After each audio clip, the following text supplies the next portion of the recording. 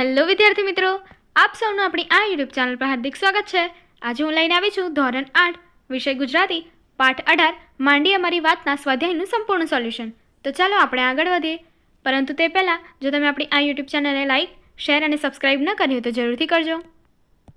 સ્વાધ્યાય પ્રશ્ન 1, આ એકમને બીજું શીર્ષક આપવું હોય તો કયું આપી શકાય?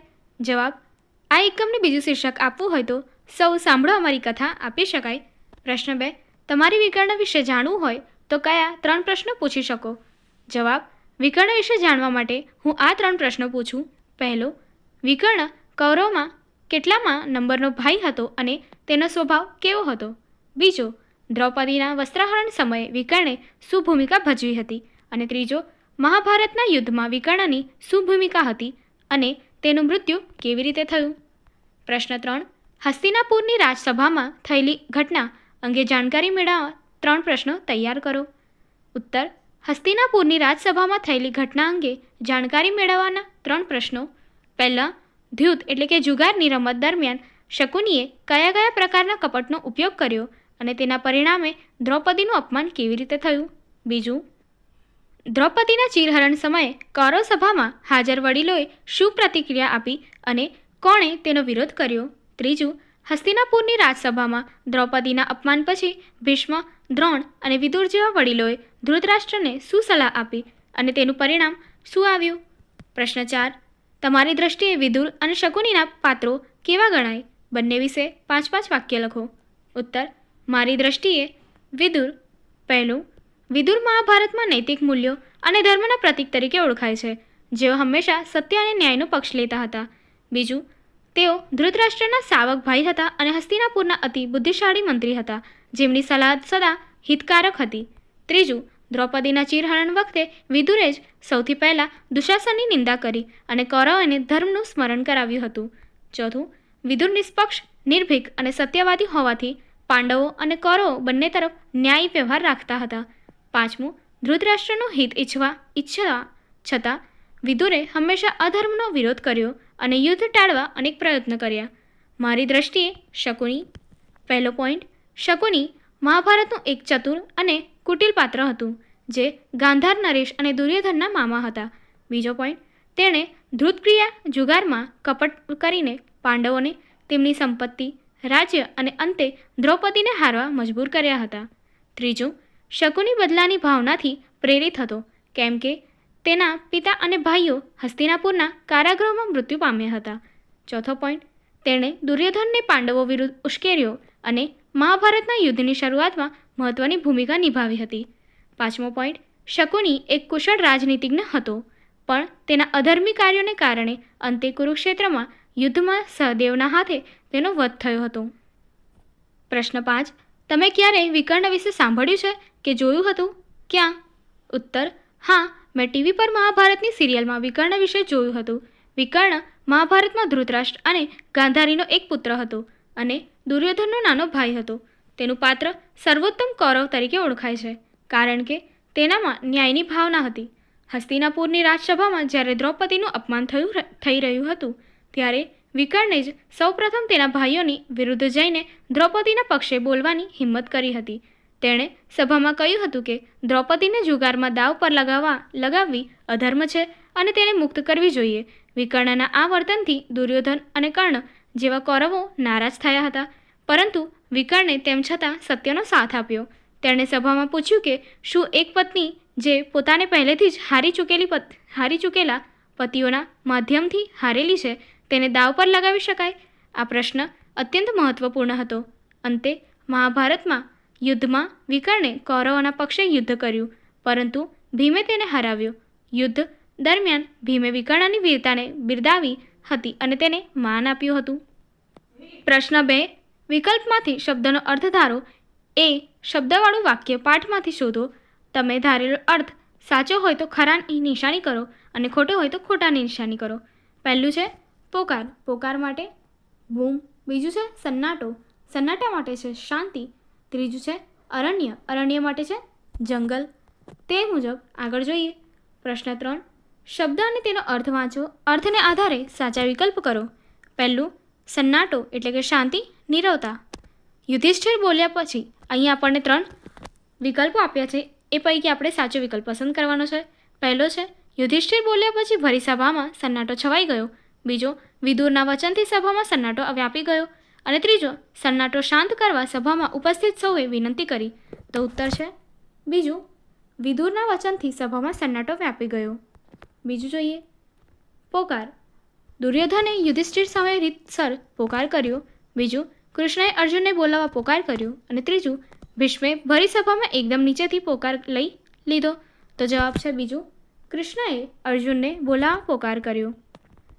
પ્રશ્ન 4, જોડકા જોડો. તો અહીં આપણને વિભાગ અ અને વિભાગ બ આપેલા છે. તો ચાલો જોઈએ. પહેલું છે વિકર્ણ. વિકર્ણ માટે આપ્યું છે જવાબ ક, હું કૌરવ છું. બીજું છે દુર્યોધન અને યુધિષ્ઠિર. તો એની માટે જવાબ આપ્યું છે ઈ, દુર્યોધન અને યુધિષ્ઠિર માટે ધ્રુત રમી રહ્યા છે. ત્રીજું છે મૌન છે. તેની માટે જવાબ આપ્યો છે બ, ભીષ્મ, ગુરુ દ્રોણ, કુલગુરુ. ચોથું છે નારીનું અપમાન કરવું એ આપણને ન શોભે. એની માટે જવાબ આપેલો છે અ, વિકર્ણ. અને પાંચમું છે ધૃતરાષ્ટ્ર, કે જેની માટે જવાબ છે ડ, ડરી ગયા. અહીં આપણને નીચે જવાબ દર્શાવેલા છે.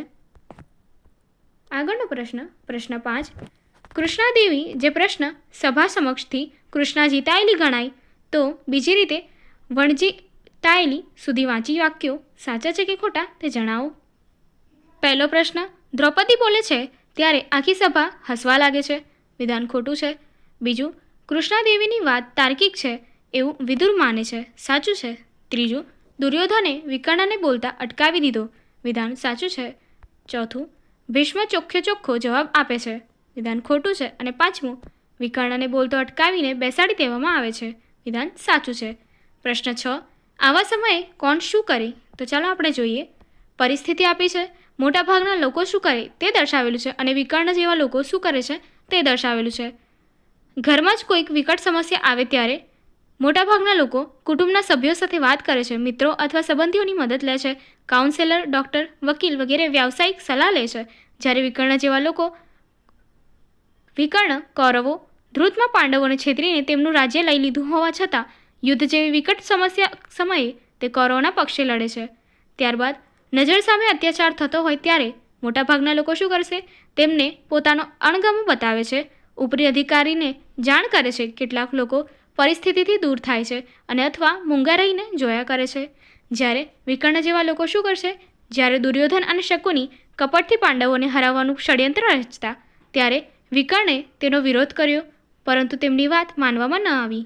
ત્યારબાદ પરિસ્થિતિ છે, કોઈ છેતરતું હોય ત્યારે તો મોટાભાગના લોકો શું કરશે?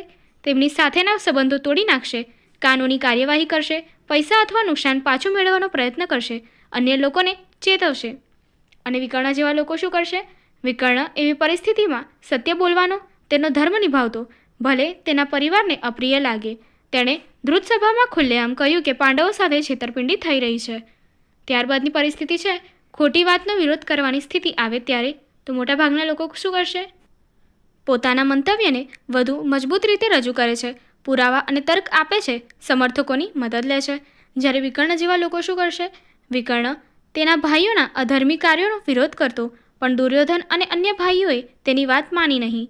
પ્રશ્ન 7, આપેલા સમાચાર વાંચો. આ જ સમાચારને તમે તમારી રીતે બનાવીને ફરીથી લખો. તો અહીં આપણને અમુક સમાચાર દર્શાવેલા છે. તો ચાલો આપણે આગળ જોઈએ. અમદાવાદનું ગૌરવ. સદી જૂનું વ્યાયામ મંદિર આજે પણ શારીરિક તંદુરસ્તીનો સંદેશ આપે છે. બેન્કો દ્વારા લોનને માંડવળ કરી તેના નાણાકીય સ્થિતિ સારી દેખાડવાનો પ્રયાસ. રિંગ રોડ પર અજાણ્યા વાહન દ્વારા એક વૃદ્ધા ગંભીર રીતે ઘાયલ, હાલ સારવાર હેઠળ. સરકારી કર્મચારીઓને મિલકત જાહેર કરવા અંતિમ નોટિસ. ક્રિકેટ, ભારતીય મિડલ ઓર્ડરની નિષ્ફળતા બાદ હવે પૂછડિયા બેટ્સમેન પર આશા. પ્રશ્ન 8, પ્રશ્નના ઉત્તર લખો. પ્રશ્ન 1, વિકર્ણ વારંવાર સભામાં કેમ ઊભો થઈ જતો હશે? જવાબ, વિકર્ણ ધર્મ અને ન્યાયના પક્ષમાં હતો. તે દુર્યોધનનો નાનો ભાઈ હોવા છતાં દ્રૌપદીના ચીરહરણ અને અપમાન સમયે તેણે સભામાં ઊભા થઈને અન્યાય વિરુદ્ધ અવાજ ઉઠાવ્યો હતો. તેને આ ધૂત અને દ્રૌપદીનું અપમાન અનુચિત લાગતું હતું. પ્રશ્ન 2, વિકર્ણે કયું કર્તવ્ય નિભાવ્યું હતું? ઉત્તર, વિકર્ણે ન્યાય અને સત્યનું કર્તવ્ય નિભાવ્યું હતું. તેણે પોતાના મોટા ભાઈઓ અને ગુરુજનોની સામે પણ ઊભા થઈને દ્રૌપદી કૃષ્ણદેવીના પક્ષમાં સત્ય બોલ્યો હતો. તેણે જાહેરમાં કહ્યું હતું કે પોતાની જાતને હારી ચૂકેલા ધર્મરાજ દ્વારા દ્રૌપદીને ધૂતમાં દાવ પર લગાવવી અયોગ્ય હતી. પ્રશ્ન 3. વિકર્ણને ધૂતમાં અનર્થનું મૂળ કેમ લાગતું હશે? ઉત્તર. વિકર્ણને ધૂત એટલે કે જુગાર અનર્થનું મૂળ એટલા માટે લાગતું હશે કારણ કે તેણે જોયું કે ધૂતથી અન્યાય અને અધર્મનું પ્રોત્સાહન મળ્યું, સજ્જન લોકોનું અપમાન થયું, કુરુવંશની પ્રતિષ્ઠાને હાનિ પહોંચી. પ્રશ્ન 4. યુધિષ્ઠિરને બધું કેમ દાવમાં લગાવવું પડ્યું? ઉત્તર. યુધિષ્ઠિરને બધું દાવમાં લગાવવું પડ્યું કારણ કે ક્ષત્રિય હોવાને કારણે ક્ષત્રિય ધર્મ અનુસાર ધૂતનું આમંત્રણ નકારી શકાતા નહોતા. શકુનીના કપટી પાસા અને છળકપટ ભર્યા ધૂતમાં તેઓ દરેક દાવ હારતા ગયા. દરેક હાર પછી શકુનીએ તેમને પુનઃ દાવ લગાવવા ઉશ્કેર્યા. હારેલી વસ્તુ પાછી મેળવવાની લાલસામાં તેઓ વધુને વધુ દાવ લગાવતા ગયા. આમ યુધિષ્ઠિરને બધું દાવમાં લગાવવું પડ્યું. પ્રશ્ન 5. શકુનીના ધૂતનું એક ઉદાહરણ આપો. ઉત્તર. કૌરવો અને પાંડવો વચ્ચેના ધૂતમાં કૌરવો વતી શકુની તેના પિતાના હાડકામાંથી બનાવેલા પાસા ફેંકતો હતો. તે પાસા ફેંકતો ત્યારે તેના ઈચ્છા મુજબના જ આંક આવતા હતા. જ્યારે યુધિષ્ઠિરે પોતાના ભાઈઓને દાવ પર લગાવ્યા ત્યારે શકુનીએ પાસા ફેંકીને દરેક વખતે યુધિષ્ઠિરને હરાવ્યા, જે તેના કપટનું સ્પષ્ટ ઉદાહરણ છે. આગળની એક્ટિવિટી જોવા માટે અહીં આપેલી એન્ડ સ્ક્રીન પર ક્લિક કરો. Thank you.